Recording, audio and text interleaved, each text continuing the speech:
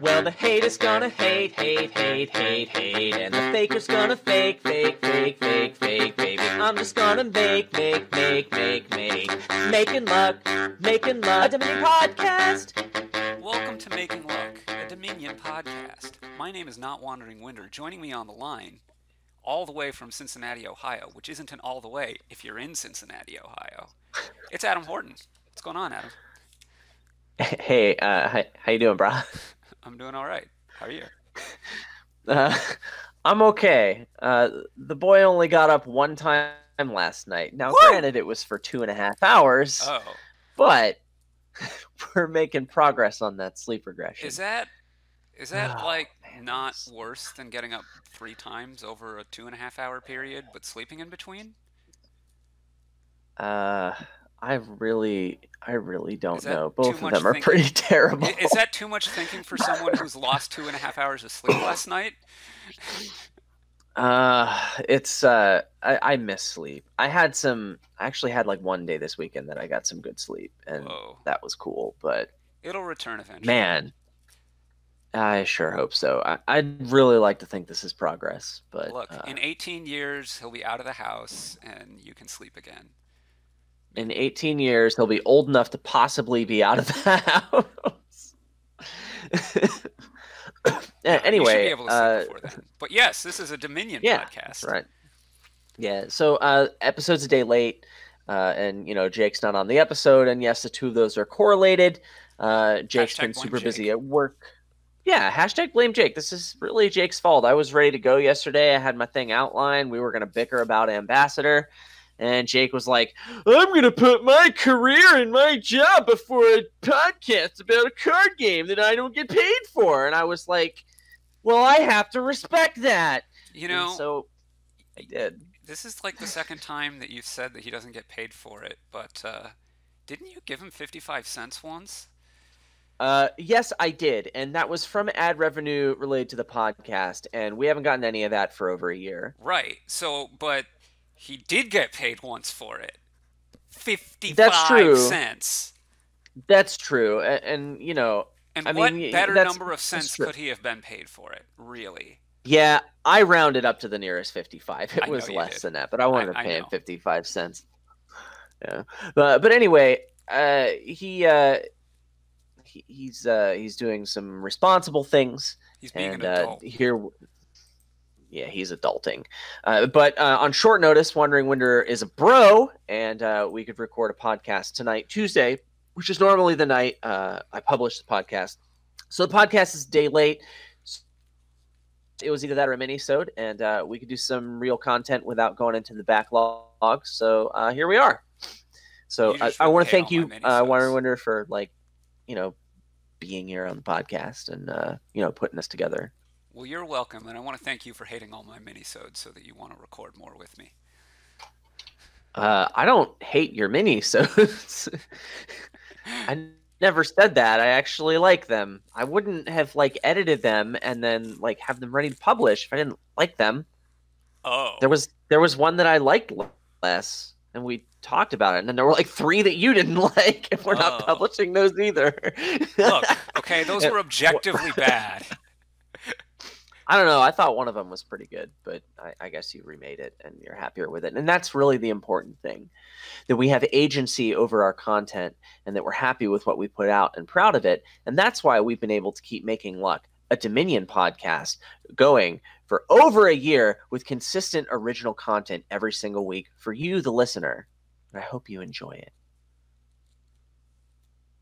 Speaking of consistent original content, I wanted to plug this one more time this episode.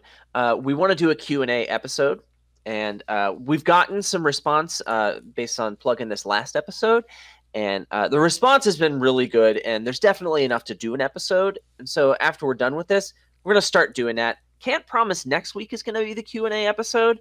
Hashtag blame Jake. Hashtag blame Jake. More along the lines of... we want to make this like episode 55, which is one of the more popular episodes. Right. And that took a lot of extra work.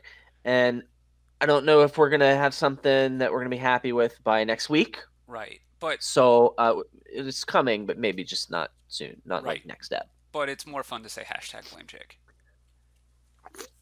Hashtag blame Jake. I feel like that's really the theme of this entire episode, and we're gonna get there when we talk about this kingdom that we did last time. Speaking of hashtag blame Jake. Yeah, let's talk about that bad boy. You want to read the cards? You want me to do it? I'll do it. So the cards in this kingdom are Courtyard, Hamlet, Scrying Pool, Harbinger, Oasis, Golem, Miser, Taxman, Rabble, and Hunting Grounds, with the event Lost Arts and a landmark wall. And of course, because Scrying Pool and Golem are in the kingdom, there's also potions, so watch out for that. Delicious potion. Yeah. Anyway, once more, for our audio-only listeners, that's Courtyard, Hamlet, Scrying Pool, Harbinger, Oasis, Golem, Miser, Taxman, Rabble, Hunting Grounds, with the sidewaysy things, Lost Arts, and Wall. So in the spirit of hashtag blame Jake, I want to preface this by saying that the things that I'm going to say and the things I think some of the things I think you're going to say, I know Jake disagrees with them, and I just want to put that out there, and I think we're going to be giving Jake the opportunity next episode to come back and say some wrong things, give his side of the story. Yeah, so say some wrong things. I mean, I'm not going to disagree with you there. On the other hand, I'm just going to put out there that Jake thinks the Scrying Pool deck that he advocated last episode is good. And I might be willing, if I'm going to be as generous as I can, I might be willing to say that it's not so bad that you can't win games with it. Oh, I think you can win games with it. On the other hand, I think putting Lost Arts on Rabble and using that for card draw is stronger in general. Not only because it's a better source of draw, but also because you kind of have to put less cards in your deck. I found that you got dinged more by Wall if you went for that Scrying Pool deck. Yeah. Just because you ended up adding more Hamlets and more Misers to the deck and having more copies of Scrying Pool for draw, so you have that action density. That's true. Although I will also say that the one time that you played the Scrying Pool deck against me, I also felt compelled to add more cards to my deck because you were going for that as opposed to more of a mirror. I think I think it was still less extra cards than you put in your deck because you were playing that deck. It was, and the reason I couldn't really tie or win is because of that. Yeah. But why did you feel more compelled to put more cards? Is it because of Scrying Pool's attack, or was it something else? No, it was just like I built bigger because you were building bigger, and I could the Rabbles didn't run out because you weren't contesting them, so I got to be more reliable. Right. And you were slow. I don't know. Maybe it wasn't even great because I could have maybe greened earlier but lesser. The attack has something to do with it. I got a second Hamlet because somewhat maybe also my draws because I wanted to have a Courtyard so I could set up a Rabble on top of my deck. The game just went a little bit longer because it wasn't being mirrored. I don't know exactly. Sure, that makes sense. The Scrying Pool deck can, so to describe the build a little more in detail, you shove a bunch of Scrying Pools in the deck. You do get Miser to put coppers on the mat, and at some point you put Lost Arts on Miser, and you get a buttload of Misers. You can get 4, 5, 6, a lot of Misers, and these things are making $7 each. You put some Hamlets in the deck. You open with the Courtyard, so you have that going on. You draw your deck, and you can get 3, 4, sometimes even 5 provinces in one turn. Right. Once you get Lost Arts on Miser and get those coppers on the mat, the deck explodes very quickly in payload. Right. You just have to not be too far behind by then. Right, and that's kind of hard to do. And also in particular, it's harder to come back from being down on provinces because Wall is there, right? It takes a lot more duchies to equal out a province. I remember. Deficit. Yeah, it was one of the games where I was playing Scrying Pool. Yes, Pepperidge Farm. In fact, hashtag never forget. Never forget Pepperidge Farm. Never forget Harambe. Neither one of them did anything wrong. But as I was saying, I even forgot what I was saying. I guess it wasn't that important. Well, we were talking Oh, about... I was playing the Scrying Pool deck Yeah, against you, and right. I was doing the math on like what does it take to come back, and like Right. normally it would take like maybe 1 or 3 duchies, and now it's like 6 duchies, and Right. that's so many duchies. Right. That's a lot of duchies, and it's really painful for a deck like Scrying Pool, whose draw can really fall apart if you add too much green to the deck.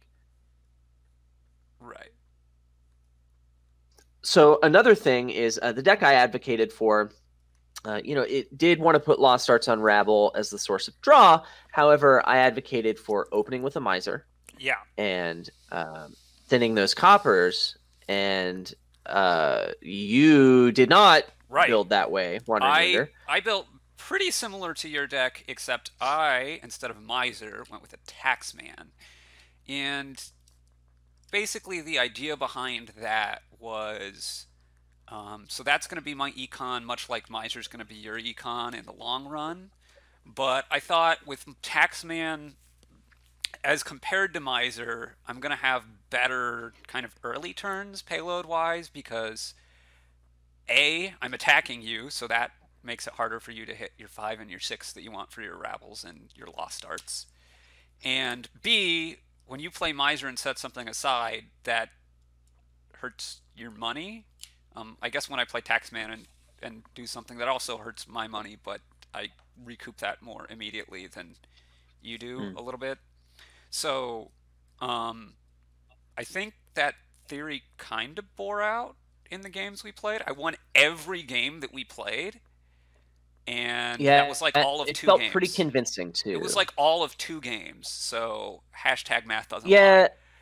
Yeah, but I was on the other end of that, and it felt to me, it felt pretty convincing to me. Like, I feel comfortable saying that if we're both going for Lost Arts on Rabble, the Taxman opening will beat the ever-loving crap out of a Miser opening. Okay. Well, you seem more confident about that than me, because I think the Taxman is better, but I don't think it's like ever-loving crap better. I think it's like, yeah, it's going to win more often than it loses, maybe 60-40, the matchup, 70-30.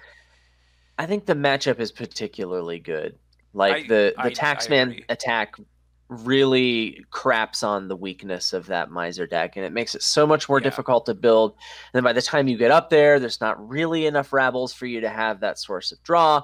And of course, you could be going for Hunting Grounds, but man, that's just even more difficult to build. Yeah, I'm not...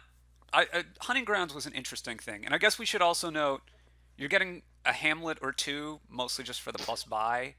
The second one, I sometimes would use for plus action, even though I had the thing on Lost Arts, just so that I could Taxman and then redraw the treasure in the same turn. Sometimes I got a Courtyard so that I could seed a Rabble on top of my deck for the next turn, but, like, that was usually just depending on if I ended up having too small amount of money again, and I already had as many Hamlets as I want. It's like, yeah, I get a Courtyard. I got a Harbinger once. I don't know about that. Seems really weird to me. Courtyard is probably better. Yeah, I just don't think Harbinger does enough to justify the -1 VP you get from Wall. The idea really behind, ever, but especially here. The idea behind the Harbinger was like, you're going to discard a bunch of my stuff with your Rabbles, and so then I can Harbinger a Rabble back on top of my deck. And that kind of worked once or twice, but I don't know that it was very impactful. Like, sure. The question of whether it's worth the Wall VP or not, I don't know. If there were no Wall that's just... here, then, like, yeah, I would get it over nothing for sure. But there is Wall. I'd be getting Hamlet over nothing too. Well, yeah, exactly. And there were times where I got nothing because I'm like, I don't think this is worth a negative VP. For sure. Well, in any case, I mean, this is what we found, right, from the games we played, and I know Jake is going to have some stuff to say about it the next time he gets on the podcast. Right, Jake is wrong. So I don't, and you know, I fall on the Wandering Winder side here, but I also want to give the chance to Jake to, number one, play a couple more games with the Kingdom. I know he's been pretty busy, and he hasn't played as many games. but also like I want to at least let him have the opportunity to say what he wants to say, however right or wrong we think that might be. Right. I mean, here on this podcast, we're not pretending to be all-knowing oracles of Dominion strategy. I mean, I didn't even read the Kingdom very well because I feel like Miser in the opening, assuming the Scrying Pool deck is bad, then going for Miser, this is a great illustration of why the trashing is just so bad that you can skip it and go for some other thing that doesn't actually thin your deck. Right. You know? And so I didn't get that right. I don't think any of us are beacons of absolute knowledge, so I'll always keep that in mind. Anyway, and go ahead. We don't have to pretend because we are all-knowing oracles of Dominion knowledge. That's just you, Wandering Winder, not hashtag always serious. Hashtag never sarcastic. Oh, I get it. You're funny. I like you, Wandering Winder. If you like me Great. so much. So you have anything else to say? Oh, where are we going with this? This week's episode, we're going to be talking about Wedding and Skulk. Nice. For our main segment called the main segment. Yeah. Do you wanna read some card text for me? No. Or you want me to do it? I want you to do it. Well, I'm gonna do it. So first, I'm gonna read the text of Wedding. It's an event. It's from the Empires expansion. It costs 4 money and 3 debt, and it says +1 VP token and gain a gold, and that's it. And there's also Skulk, and I just wanted to point out that the theme of this episode is really we just wanted to do like a judgment match. And tell you which one of these cards is stronger in every single situation. So at the end of this episode, you're going to know which one of these two things is stronger. Right. And then in every single game that has them both, you will know which one to get every single time. You just get that one, you completely ignore the other one. And that's how it works. Yeah. And also the real theme of the episode is things that cost you 4 money and give you a gold. Yeah. Yeah. Nice. Right. So let's talk about Wedding. Skulk, which you haven't read yet, is... Oh, yeah. Is an action attack doom that costs 4. It's from, as you might guess from the Doom part of it, the Nocturne expansion. And it reads something that I should have pulled up before now. It says +1 buy. Each other player receives the next hex. Right. And then it says when you gain this, gain a gold. Okay, great. I knew what it did, but I couldn't remember what order the things were in. Yeah, life is hard, man. It is. So let's talk about Wedding. How about that? You know what? I just realized without Jake here, we can go off on some really amazing tangents. Oh, well, even when Jake's here, we can go off on some really amazing tangents. But well, okay. Next time on Making Luck, a Dominion podcast. So Wedding, I think this is better than buying gold. I think it's different than buying gold. Well, yeah, but I think it's overall like better. I'm pretty hard pressed to like come up with situations where I would rather just buy a gold than get a Wedding. I don't feel like I'm as hard pressed, so maybe we'll have some interesting disagreement and discussion. I remember reading over your outline. That seemed like the main point of contention, so I thought I'd just get it out there. Yeah. So, I want to make a weird tangential note since Jake's not here. And that's, it says +1 VP token, and then it says gain a gold, and those things aren't tied to each other. So, if the golds are gone, you can still buy a Wedding and get extra VP. It's unlimited. It's like the worst form of unlimited VP in the game, I think. Yeah, you can get infinite VP tokens by just getting Weddings over and over and over again. But like there are some issues with this. Right. First of all, and most importantly, the thematic implications of that are really inappropriate. Oh. Right. Well, the thematic implications of that would be that would also then apply that you really shouldn't get Wedding more than once in a game. Yes, and I would tend maybe to if you agree with your those first thematic gold. implications. Maybe if you trashed the gold you got from it the first time. Wow. Well, not like if you trashed it, That's but maybe harsh. if your opponent forced it to be trashed. Oh wow, that's tragic. So like your opponent's like murdered your spouse, then you could, Oh after some wow, appropriate period of grieving, get another wedding. wow. Leave a So I comment thought in in the Last comment Will when you, section. I thought yeah, this is going to a pretty dark place. But yeah, It's going to a very it's really dark expensive. place. Yeah, Like I can buy a card called Monument, and I yeah, can like play that card and get a right, VP token, and then right. make money. And like that's better Also, than getting Wedding for just the VP, but that's still also, pretty bad. also, you get a gold when you get a wedding, and after you've gotten a few of those, you're gonna have a lot of golds in your deck. You know what golds are Yeah. good for? Trashing to recruiter. I mean, that's true, but they're also good for other things like buying provinces. Ooh, I love provinces. Anyway, you want to get into our main point of contention?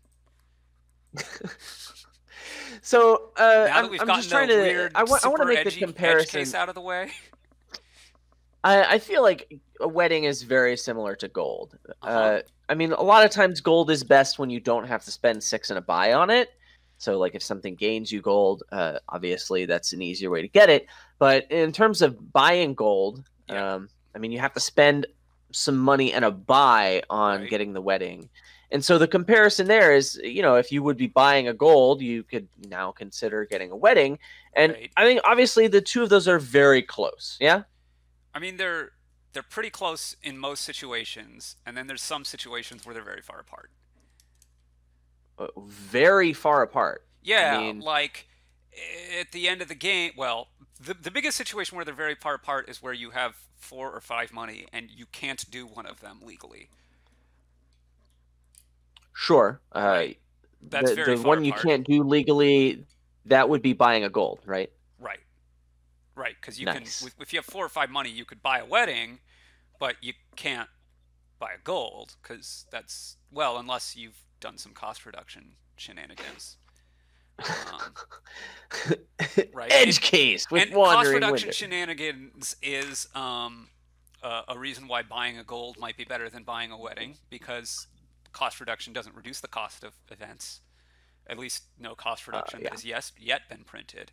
Hashtag I have no inside information. Hashtag I'm not a playtester. Hashtag no comment. But I mean, there are situations where you could actually get both of them.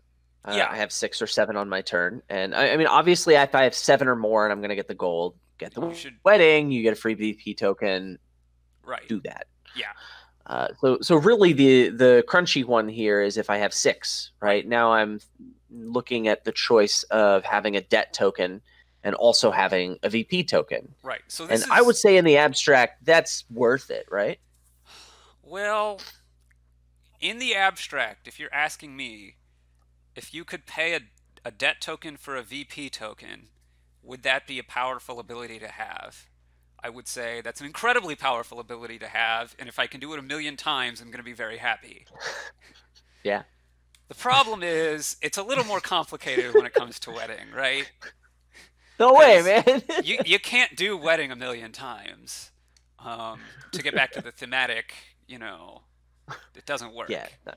Right. I mean, there are laws against polygamy in I think almost every state in the United States and I'm pretty a lot sure of other every state. countries. So, but even without that, like you know, even if like realistically, your spouse is also not going to die 1,000,000 times, so that's not going to work either. that seems really unlikely. Yeah. Yeah. Because you're not going to live long enough to have that happen. It seems really unlikely, yeah. Hashtag biology.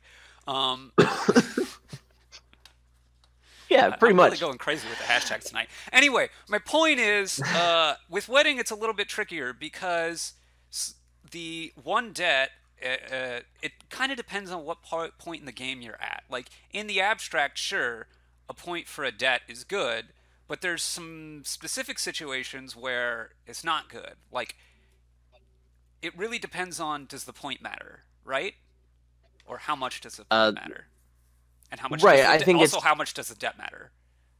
Right. I think if either one of those is going to be a huge deal, then that's going to be the deciding factor more than this abstract thing that never comes up in real games of Dominion. Right, exactly. So I think that in practice, well, it depends on.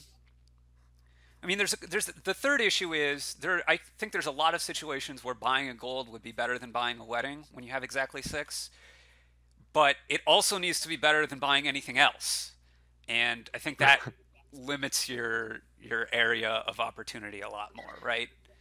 Sure. I think in a lot of cases, when I have 6 and I'm thinking about gold, I'm usually thinking about a lot of things. There are a lot of 5ers that I would prefer to spend my money in a buy on, Right. And or there's maybe other another 6 6 costs. cost card in the Yep. kingdom, or like a duchy or something. Right. These are all things that you have to really think about. And like, do I find myself spending 6 and a buy to buy a gold very often? Well, no, I don't Right. think I do that in 55% of my games. Right.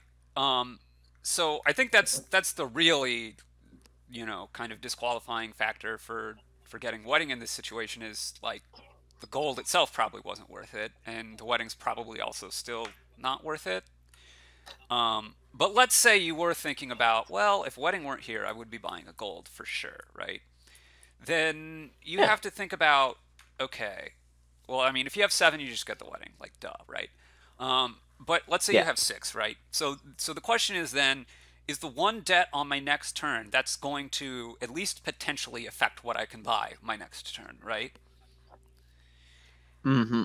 And if I'm getting a So, gold yep. now, then I would assume that my next turn, say, at least gold is probably better than any 5 that I could get on my next turn. Otherwise, I'd probably be getting that 5 right now, right? I mean, there's going to be Yeah, for sure. exceptions, but usually, right? Like if I Yeah. wanted the 5, I get it now. So at least if on your next turn you hit 6, you're going to be at least a little bit sad that you can't get a gold again because you got the wedding the last turn and you have to get a 5 this turn, or a wedding with 2 debt, right? Yes. I mean, in this situation, when we decided that was bad, then yes, Right. that's bad. Right. And maybe there's some other price point consideration. So I think a lot depends on like how big the gaps are between price points, I guess, is my big thing. The biggest gap between price points probably being if I end up hitting exactly 8 next turn and I have a debt, then I'm going to be Yes. real sad that I have this wedding, Right. this And one and I VP think instead of I being able think to get a province. I think the very, I mean, it's a very illustrative example when I just want provinces. A lot of the times when I want provinces and I'm considering putting a gold in my deck is if I've decided the way I win the game is by emptying the provinces. Right. And however many points I have, well, I'm going to have a lot from emptying the provinces. And usually I need to empty the provinces before my opponent can get whatever they're doing to happen and outscore anything I can do. So in this case, the VP token is very unimportant, Right. and the debt could potentially be important. So I think this is one of the two main cases that I had come up with for I would rather just buy the gold. I don't want the wedding here if I have exactly 6. Yeah. So I think the big kind of thing there is um, if the debt is going to cause you to swing um, like a province relative to your opponent, like if it's going to make it go from 4-4 to 5-3 in either direction, or from 5-3 to 4-4, that kind of a split, then the debt's definitely Yeah, not worth it.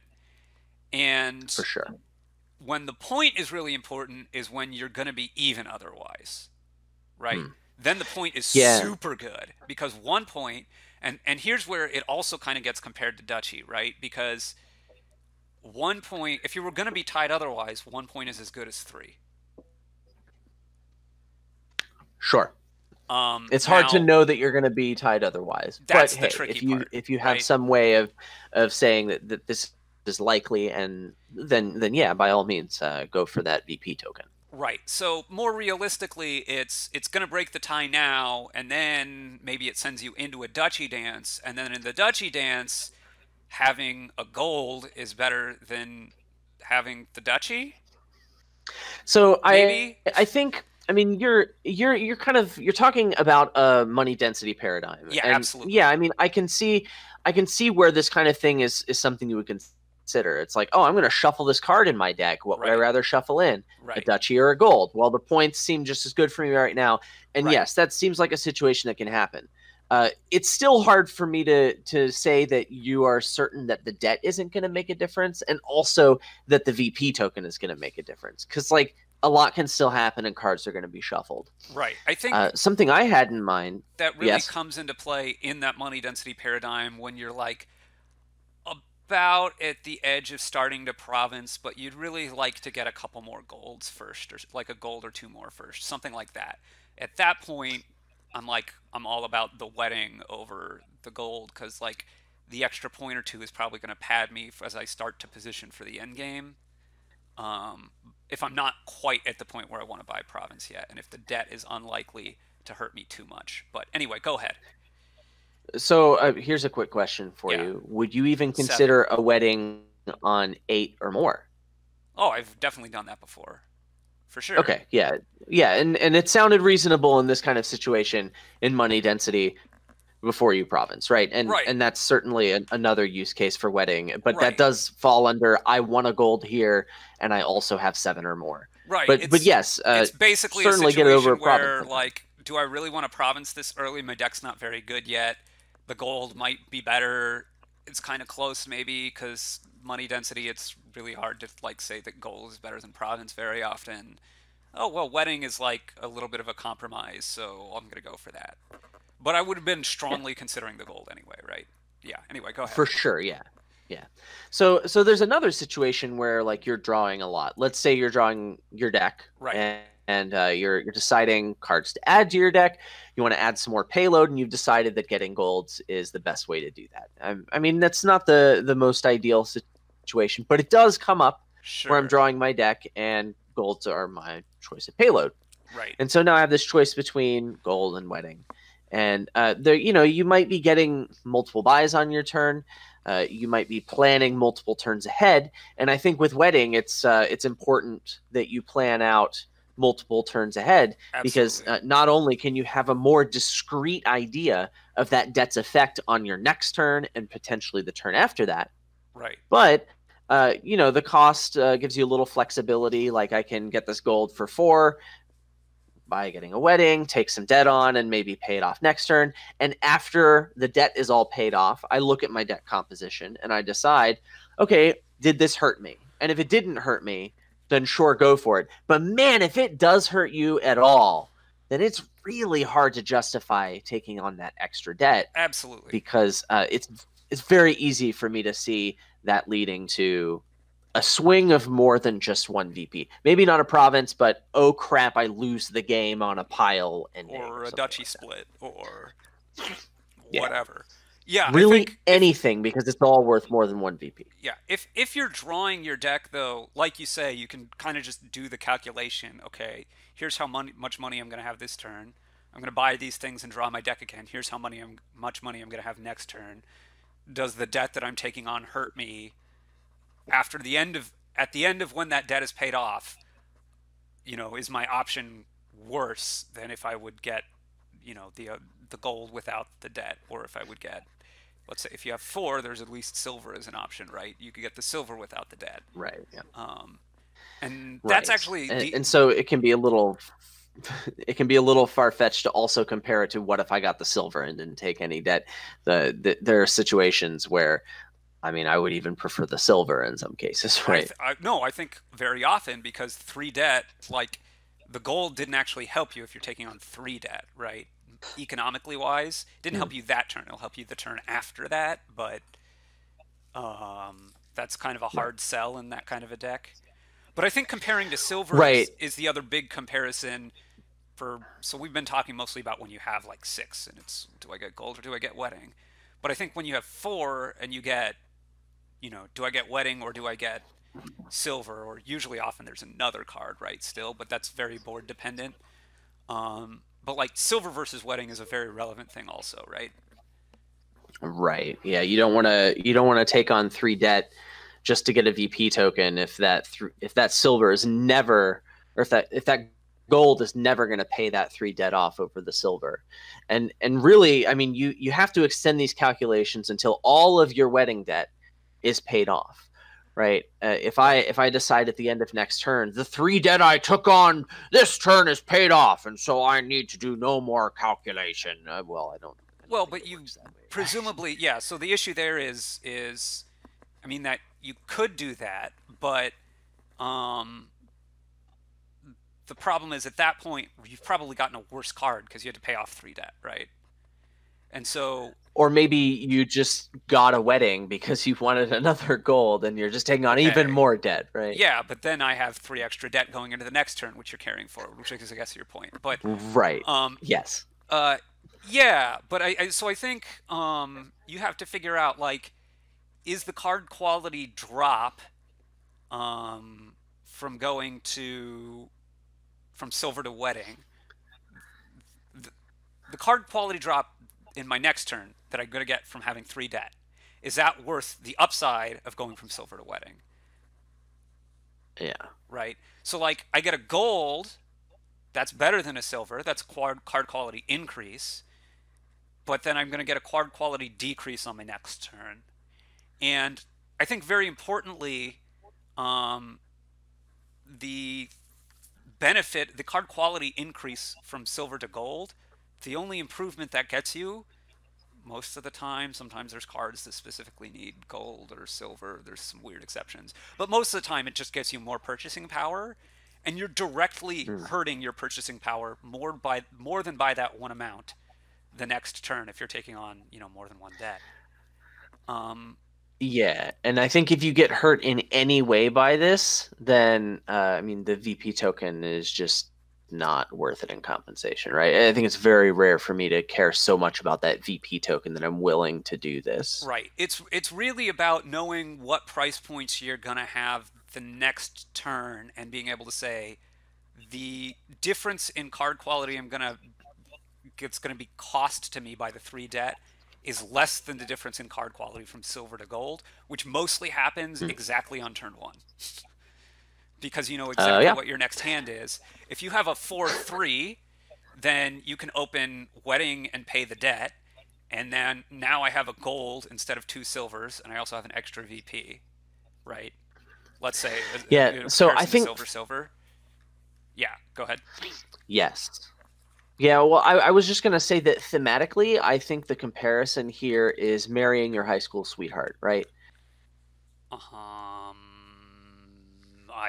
comment. Yeah, like I'm gonna get married. I mean, time is measured in shuffles, right? And so the early turns of the game represent the earlier times of your life, right? And so if I'm gonna get married right away, that's kind of like marrying my high school sweetheart. Oh. But yeah, in any case, this gets you. I'm not sure where you're going with that. I was, remember, if you ignore theme, you're just going to lose games. Okay. Great. Please try and never forget that. But I think you are going to end up with a better money density here, right? I mean, if I have a 4-3 or a 5-2, and I decide that I'm going to open wedding, or I can compare it to double silver on the 4-3. Right. Yep. I put 1 gold in my deck versus 2 silvers. My money density is higher. Yes. Well, no, but it will be very soon. Well, okay, sure. It's actually lower on turns 3 and 4, but it will be higher very shortly after that. Right, and once my money density goes above $1 per card, then yes, it is higher, and that really is the goal. And so you're thinking about that long-term benefit, and also like having a gold in your deck. I think it increases the chances that you hit 6 on turns 3. It does. Or 4. Yeah. So if there's another 6er you care about. 5 slightly. It increases the chance you hit 6 significantly. 5 once, at least, slightly. Obviously, it decreases the chance that you hit 5 twice. But not by a lot. Yeah, so I would say that I would consider going for wedding on turn 1. Let's say I had a 4-3. I would consider doing that when what I cared about was a $5 or a $6 card, like a single copy of a $5 or a $6 card, and I cared about that a lot more than putting a 4 or a 3 in my deck. Right. And then if I had a 5-2, this seems really narrow because you can just buy the fiver, right? So But this if it's seems like I want exactly another that there's like $6. no fivers that are worth anything, but there's an Yeah. 8-6. So like Yeah, so I would consider wedding opening in these cases when the card quality is such that I really care about this price point, right. and the wedding's going to help me hit that, sacrificing being able to hit the lower price points. Right. But I mean also the point there's another point in favor of gold in that depending on what deck you're going to be building, gold is better than 2 silvers because it's fewer cards, so you're going to shuffle faster. Ooh. It's one stop card instead of two, etc., etc., etc., right? So like Yes. gold is usually kind of significantly better than 2 silvers, and exactly in the opening you can know that you're going to be able to pay the debt off. And maybe if you know the exact remainder of your shuffle because you've been tracking really well and like there's exactly 5 cards left, there's going to be other situations that are very similar, but that's pretty rare to have come up.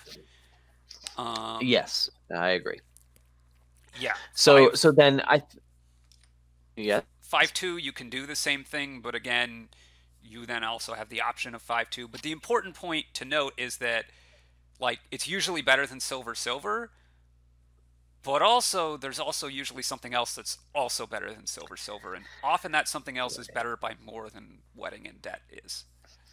Yeah, I have to really be unimpressed by the $3 and $4 cards to spend my 3 and my 4 on a wedding in the opening. Or maybe be pretty impressed by the $6 card. And yes, so much more impressed by the expensive ones than the cheaper ones. Right. So I think it follows from this, though. Let's say I don't have the 4-3. Let's say I have a 3-4. Right. Would you consider getting a wedding on turn 2?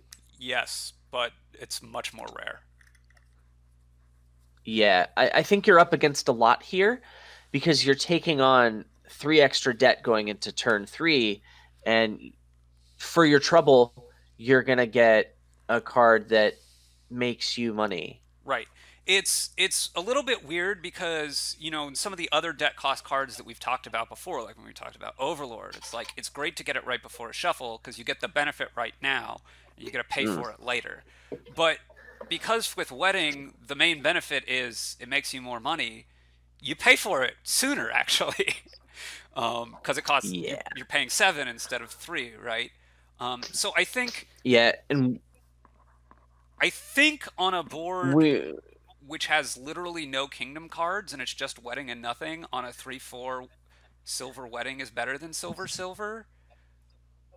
But almost anything is going to make me feel that that's not true. Yeah, I think I tend to agree here. And that's actually something that we addressed on the Overlord episode as well. When we're looking for reasons to get an Overlord on turn 2, just something that makes you money is not usually compelling enough to go into all that debt. Right. Of course, wedding is less debt than Overlord, but still, I think the same principle holds. In spite of the fact that, oh, it's the bottom of my shuffle, I should be getting debt cards now, which is a general principle, but, you know, obviously look at the situation you're in and see what good it's actually doing you. Right. So there's a few more edge cases that I want to cover on wedding before we move on to Skulk. If you're ready to move on. You love edge cases, don't you? I love edge cases. Let's hear it. Okay, so let's go. Wedding is also better than, you know, your opportunities of silver or gold or sometimes duchy or whatever. With cards like Swamp Hag, because it's an event and it doesn't give you a curse when you buy hard wedding. Counter. With cards like Hermit Madman, because it's an event and it doesn't count as buying a card. Boom. With cards like Mission, because it's an event and it doesn't count as buying a card. You might notice the theme here. Nice. Yeah. I think there's a couple other ones that Embargo. If they embargo the gold or the silver, you can still get a wedding. Bagoosh. Yeah. Contraband. You can't get it contrabanded because it's an event. Boom. Contraband. This was the buff it needed. Yeah, so those are some things which make wedding slightly better in a way which is usually not very relevant. And sometimes Mission, it's nice to be able to do something, but whatever. We did it, guys. We did it. We didn't build Lost City. I've provided vocal punctuation for every single one of those. I just want you to fully appreciate that. Skulk douche. Skulk douche. Yeah, so yeah, you want to move on to the old Skulkaroni? Yeah. Um, Cool. so obviously the most important part of Skulk is that it has three types for Courtier. Don't Yep. forget that Doom is a type for, just mostly for Yeah, reminder purposes, but it has a functional difference because of Courtier. Um, no, that's but right. And this is the most important thing about the card. really it's not. So Skulk, yeah, you know how we were talking bad about wedding in comparison to silver and gold in a lot of cases, but sometimes the point could be really important?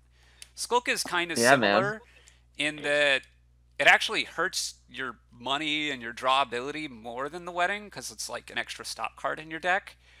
But it has another benefit, well, actually two other benefits, which can be really good. One, sometimes you really need the plus buy, um, and Skulk is there for you, man. So like if you're trying to draw your deck and do a bunch of stuff, and there's no other plus buy, Skulk can be that. It's pretty bad, I think, at being your plus buy because it doesn't do so much besides that. Like when you play it, but maybe you want to build some more and you want to increase your money, and you also need to get a plus buy. And drawing is super super free, so you can afford adding two cards to your deck. Like Scope can be good in that increasingly rare circumstance. Um, yeah, the other thing is the attack, right? And Adam, maybe you want to talk about the attack because I don't like talking about the attack. So yeah, Skulk it does three things for you. The buy and the gold. You know, you've talked about that. Hexing the opponent. Um, so things that hex your opponent, Doom cards. Yeah, It's not really the type of card that like you can't build a deck that's weak to being hexed or really strong against being hexed unless you have some like blanket defense like Lighthouse or something. So like you can't right. look at your opponent and say, "Oh, I They're know the weakness vulnerable to to their strategy. hexes. Skulk!" And then you skulk them, right? So really the way that you can get value out of the attack if the attack is hexing your opponent is to just do it a lot. So, What? any one particular hex may not hurt them or may help them or whatever. But if you play a lot of cards that hex your opponent, it's going to have an overall negative effect. And that's Right, really what you're after if you're trying to attack your opponent with right. something that gives them But hexes. my impression is that the overall negative effect. Maybe my impression is just not like I mostly discount the heck. Like it's not that they're nothing, but I mostly discount them. Like I don't count on I'm hexing my opponent. That's gonna wear them down enough. It's good for me. Like it's yeah, I'd rather hex them than not, but it's not like a core part of my game plan almost ever. Maybe that's wrong. I mean, I wouldn't say that it should be a core part of your game plan. I'm not sure exactly what you mean by that, but I will say that I What I mean mean if I is what I have mean the by terminal that space, what I mean by that yes, is like I'm not going to change what deck I'm building because well this deck won't be good because it'll get hexed too much and so it's going to lose. Like I don't ever find myself thinking sure. that ever. Yeah, I think I wouldn't put it that high. I mean, there are other really weak attacks out there like Fortune Teller where I'm not Right. gonna just decline to build a good deck because it's weak to Fortune Teller because that's not Cuz really a thing. there's yeah. And, Right. and I sort of in that respect, sure, I would say Skulk is similar, but also I get in a game and I want to do good things, and I'm sure. still not considering getting a Fortune Teller to attack my opponent because that's just not great. Right. But I am considering getting a Sculpt to attack my opponent because I think the effect of that Huh. is something that can tip the scales in my favor in a way that doesn't mean nothing. Now, Okay. granted, that's not that does come at a cost, right? If I'm gonna go through the trouble of getting this Sculpt, spending 4 on a card that I don't really want to buy, and maybe the gold isn't super great for me, then yeah, don't do it. But like if this is something that remotely fits in your strategy, if those other two benefits, if those other two pieces of payload are going to be doing something for you that isn't totally awful, then yes, now I have the Skulk and I want to play it, and I want to play it as much as I can to maximize that effect. See, cuz the way I view Skulk is basically it's a gold and a blank card and it costs 4 or it's also it gives me plus buy if I'm kind of hard up for that. And Yeah, and sure, I like think those are. I I will. think the plus buy is certainly more impactful. It's not that I think that the attack is worth nothing, but it doesn't generally enter the calculations in my mind of like how good a particular deck or other is. Like, yes, obviously it should to some extent, but I think it's like it's so small, and to me, it's down to I can never hit them, or I can never be sure enough of hitting them with the right hex at the right time, or the hex that's bad for them, that I know that it's gonna be worth it to do. If that makes sense. I mean, if you're going into this thinking that in order for the hexes to be worth it, I need to really nail them with one particular hex at just the right time. And I think you're always going to be disappointed with what the hexes do. So I think maybe Yes. this is a little expectation management. Well, I'm If saying that makes sense. I never have that expectation. I never You expect that it's don't going to have do that that. expectation. I never Please expect don't. that it's going to do that because that just doesn't seem like realistic. Yeah, Um, that's not really what I think hexes. That's not really, I think, how you gain an advantage with hexes anyway. That's not what it looks like, in my opinion. okay. I mean, how I feel like I gain an advantage with hexes is I randomly roll into one which nails them, or I randomly get one rolled against me which nails me super bad, which couldn't be controlled, and it feels terrible, and it's the worst mechanic ever. Hashtag blame Jake, even though actually he really also hates the mechanic. Yeah, I mean, these are certainly the things you remember. I'm gonna maybe claim a little bit of confirmation bias here. Oh, that's probably true. No, I mean, I mostly I view the hexes as like, yes, it's worse to get hexed than not, but I they don't substantially change the evaluation of any of the cards that hex on them, to my mind. Hmm. Except maybe Leprechaun, Sure, which I sure. don't know why that If the is. skulk, if the skulk's buy and the gold is not something that you want, then yeah, I'm not gonna get the card just for hexing. And so I think we're finding some agreement there. I mean, Anyway, when you look at it, Skulk is a card that is a huge investment in your payload. All right. three things it does: the buy, the gold, the hexing. Yeah, These are all payload things. right. But you do have to put two cards in your deck, and you have to Which is draw a those cards deck and play control those cost. cards. And that's hard to do, Yeah. especially because you need to have an action to play your Skulk, and you have to draw all this stuff. That's hard. So if you have a lot of deck control, then yeah, Skulk is at its best there. When I want to just shove a bunch of payload in the deck for $4, I'm getting 3 money a turn and a buy, and I also get to attack my opponent. So That's a pretty good value. maybe. Um, but like it The comes over the assumption, cost though, of is two. really narrow. If that was over one card, that'd be a great value. But it's over two cards, right? Sure, and the assumption was that that isn't a huge deal, and of Right. course, It's yeah, always a drawing two huge cards deal. it's a big deal. Yeah. Yeah. So like, it's actually I value the attack so low that like a lot of times when I'm thinking about putting a skulk in my deck, I don't even really worry about my terminal space because like I'm like, well, if it collides, I just won't play the skulk, and I wasn't really counting on it Oh yeah. anyway. Unless I really needed the plus buy, in which case like I'm buying a ruined market, but it's better than a ruined market, so you know. Yeah. Um, Yeah.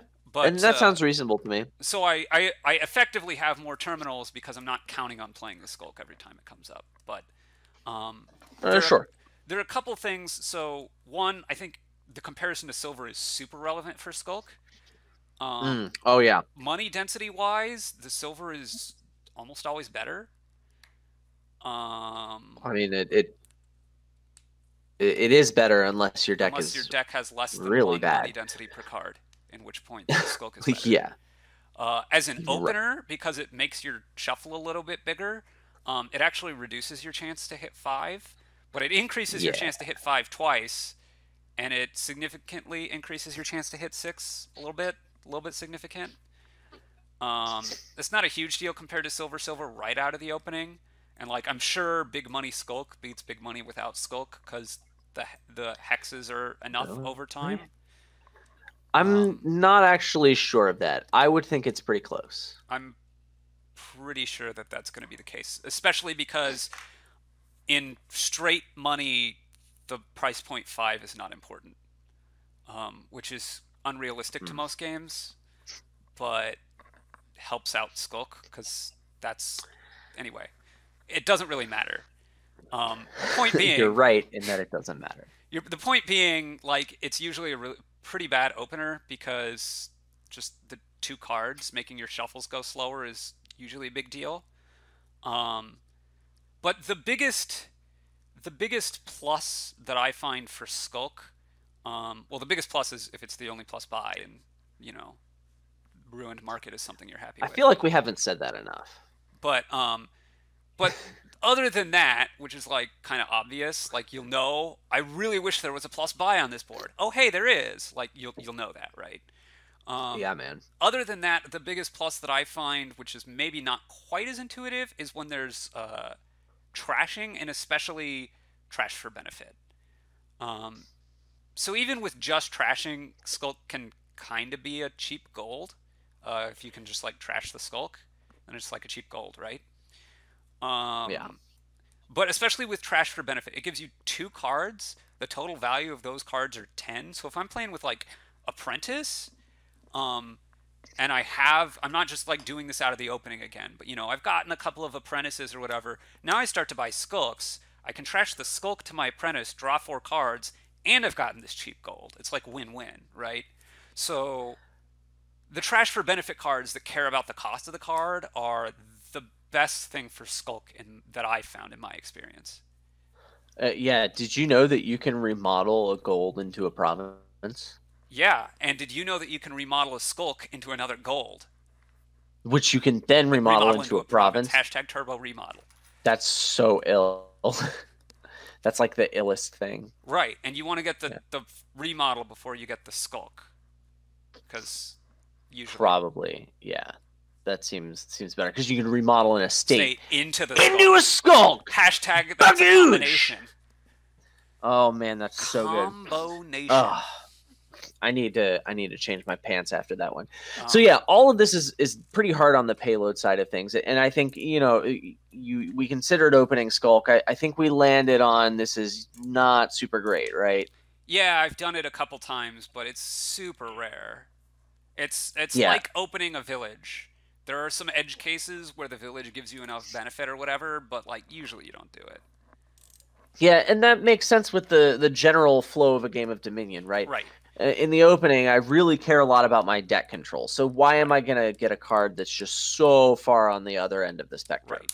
Because like we've been saying, Skulk is really good. It's all payload. It's really bad for your deck control because it's 2 stop cards. Yeah. That's like 55 stop cards. It's like twice as many as buying a curse. Yeah. And you don't see me opening curses, right? Hashtag Skulk equals purple. Hashtag Skulk actually has a fair amount of purple on the art of the card. Hashtag art matters. Hashtag don't ignore theme. That's right. I was actually going to take that hashtag train about where you took it. But I think well done, Wandering Winder. That's about all I have to say about Skulk. Yep. I got nothing else on Skulk. How about we shove both these cards in a kingdom and then yak about it for a little bit? Smells good. All right, I'll read you some cards. So we have City Quarter, Poor House, Candlestick Maker, Encampment with Plunder, Amulet, Watchtower, Skulk, Taxman, Recruiter, Replace, Wedding, and Fleet. One more time for our audio-only listeners. City Quarter, Poor House, Candlestick Maker, Encampment with Plunder, Amulet, Watchtower, Skulk, Taxman, Recruiter, Replace, and we have Wedding and Fleet. So all the boxes are checked here. I can do some really cool stuff here. Yeah. So Encampment Plunder seems important. Like, because it's good. I'm looking at Villages and Draw, and Encampment with Plunder is a very good source of it, and also one of City two Quarter, along with City Quarter. Yeah. Yeah, so both of those, I'm going to be using those for my main sources of draw. But man, Encampment costs 2, and Well, that's not nearly as much as City Quarter. technically, yeah, and I guess technically you could also get draw from Recruiter giving you villagers and then Watchtower drawing you cards after you play other stuff. But Okay, so Recruiter is not draw. no, but with Watchtower. So Watchtower is the draw here. However, with Recruiter to give you Watchtower the actions. So like together they're draw. So City Quarter can do that too. So Watchtower is the real source of draw here, and if we're going to be using Watchtower for draw, we're playing a draw to X deck. Draw to X decks are usually pretty bad, but like I don't want to play it. You could do it like you could do something with Recruiter and Watchtower, and you've thinned down a bit with like Amulet, and then you replace some stuff, and then that makes the Watchtower better. I don't. Yeah, man. Really feeling it, but I might get a Watchtower or two at some point. Like I don't think it's gonna be the backbone of my deck, but I might get one. Maybe. Okay. Also, if I have a Watchtower in hand, I can buy a Skulk and trash it immediately, and then get the gold, and it really is a cheap gold. Yeah, but Wedding's right there. Don't you want that delicious VP token? Bet? Oh. Yeah. It's so delicious. Jake would tell you exactly how delicious it is. # blame Jake. So delicious. So Poorhouse seems pretty bad here, I think. Although, yeah, you could really thin down and then play a deck with like City Quarter and a few Poorhouses and like a Candlestick Maker or two, and that could make a lot of money. I don't really believe in it, but it's not like the craziest thing. Taxman seems it doesn't sound bad. super nuts. Yeah, I don't think so. I don't think I want that. I think in the beginning of the game, I want to open with at least one Amulet, and I'm strongly considering a double Amulet opening. I think on 5-2, I'm going to go Recruiter Encampment. On 2-5, I'm going to go Encampment Recruiter. On 3-4, I probably go double Amulet. I think I would open Replace. On 5-2 or 2-5? Yeah, I think I would open with Replace. Oh, I really think I would get Recruiter over Replace. I mean, to open? Yeah, absolutely. Really? Yeah, absolutely. What's that Recruiter gonna do for you? Replace is doing more for you on opening shuffle. You're not gonna spend those villagers for a minute. It's gonna cycle me through my deck to get back to itself faster as I'm thinning. So, I mean, Replace can gain you cards that can help you to that purpose and you want in your deck. Kind of? Like you're replacing your estates into encampments, which will then go away? I mean, you top deck that. I mean, I was thinking replace like an estate into an amulet that goes on top. That's pretty good. Okay. Like, yeah, I could see that maybe. Your I prefer a replace opening on 5-2. Okay. Huh? I don't, but okay. I didn't catch what you said. Can you repeat that? Sorry. I don't. I'm not going to. I'm going to get a Recruiter, but I understand. Okay. I think the issue is like the Recruiter right away, the villagers aren't going to do a lot for me, but it makes the Recruiter itself kind of effectively non-terminal. Whereas the Replace, I'm still going to want to get like a couple Amulets, and now I have 3 terminals and no villagers. And okay, so I mean, at some point, I'm probably going to want some kind of village in my deck. And if I'm running short on terminal space, which seems like that, I mean, that's a decent shot of happening, then yeah, I'm going to pick up a Recruiter. I was speaking in terms of a 5-2 opening. I think the Replace is a better opener in that case. I think I probably get like add Recruiter at some point, because just having some villagers around has a lot of utility. Yeah, no, I understand. Especially early on. I still think I would get the Recruiter first, so I don't have to worry about that. And like, I like drawing 2 cards, even if I. And I think early on in the game, there's a good chance that if I didn't open 5-2, that I will find myself in a situation where my first 5er is a Recruiter. I'm just gonna say that that's a real possibility. Yeah. I'm thinking, I'm not sure about double Amulet, because the thing is, I want to hit 5, and double Amulet, Like, I want to hit Yeah, 5, and I want my recruiters to trash estates. And double Amulet is not good for that. Because, yeah, I'm not so warm on the second amulet. Like I'm pretty sure I want to open with one of them if I have 3/4. yeah. But I'm not really sold on the second one. Um, so, like, on 4/3, I would really think about wedding. I'm not even kidding. Well, you want to get a recruiter in your deck ASAP. That's something you can do. Um, Is that what you're aiming for, to get a recruiter ASAP? yeah, my idea with opening on a 4/3 with opening with wedding would be going wedding debt, and then on my next shuffle, what I'm going to hope to get is recruiter amulet, which That I'm going to seems be able like to you got do a pretty good like shot at the that vast happening. majority of the time, right? Yeah. Um, so like I think that's my plan, and then probably get a second amulet to help clean up the rest of my estates. And then I'm going to want to get some encampments and probably another gold to try to keep the encampments around, and then go into plunders. And that's like, Man, I feel like opening amulets just got to be a lot stronger than that. There's so many things you can do on your low money turns. Like you can just put some encampments in the deck. You can pick up a skulk or a wedding on a $4 hand to like easily get a gold. Have a shot at keeping encampments in your deck on some pretty short notice. Like I just don't think spiking a 5 super early on for a card that doesn't even like to trash. I'm not warm on that. I'm warm on it. So I guess we'll find out when we play this kingdom. Um, I eventually get replace?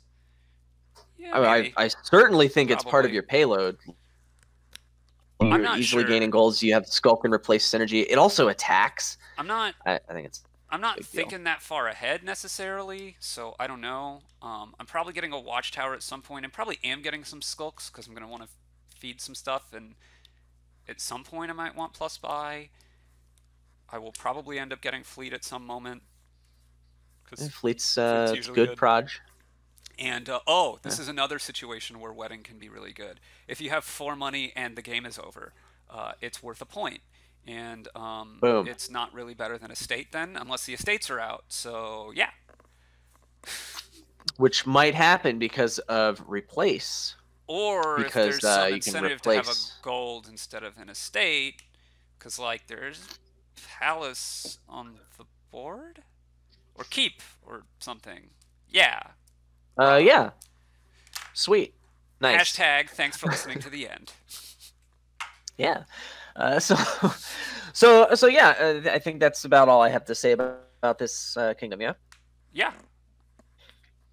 Cool. Well, so I want to thank you again, Wandering Winter, for being a mega bro. And I want to thank you again, Adam Horton, for being a mega bro. oh well, I do what I can. I just want to remind you, the listener, we're looking for questions to answer. These questions can be about anything, somewhat Dominion related, even if tangentially related to Dominion is preferred. But you can give us those questions any way that you would normally be able to get in contact with us. So you can, if you're watching this on YouTube, you can leave a comment in the comment section. We'd love to hear from you about really anything, but the questions, of course. Or you can head on over to adamhorton.com. There's a forum there. You can leave your questions there. Or there are links to all of the places where you can get in contact with us. Jake and I have contact information there. Or you can go to the Discord server, and we're happy to take your question. Discord server. Oh. We're happy to take your questions there. Hopefully, you're going to enjoy the first episode, and if me plugging it doesn't inspire you, then that will. And the question and answer episode can be a somewhat regular occurrence on the show, if all goes well. And if it's terrible, then we won't do it anymore. Yeah. I reserve the right to not answer any question I don't want to answer, and I especially reserve the right to give one-word answers. Yeah, I mean, I feel like the format is in flux, and I feel like all three of the regular hosts that you've heard on the show will have opportunities to answer whatever questions they feel they should be able to answer, and we'll do some editing magic to make sure all that happens. Yeah. But as always, with that episode and with all the episodes we do, we want to hear your feedback. We enjoy when you give us some feedback. because we can tailor the content to what you want. Hopefully the Q&A is a more direct manifestation of that. But, you know, if you like this episode or if you hated it, sure, we love to hear about that too. And the kingdom. What would you do? Who do you think is right? How wrong is Wandering Winder? And is Jake wrong in whatever he's going to say next episode? Jake is definitely wrong in what he said that we're retroactively going to splice in after we publish this episode, except we're not going to do that. Yeah, I'm not going to do that. Well, he's wrong anyway. Yeah, but that's right. You tell him. Jake is wrong. Hashtag blame Jake. Ah, yeah. Feels good, doesn't it?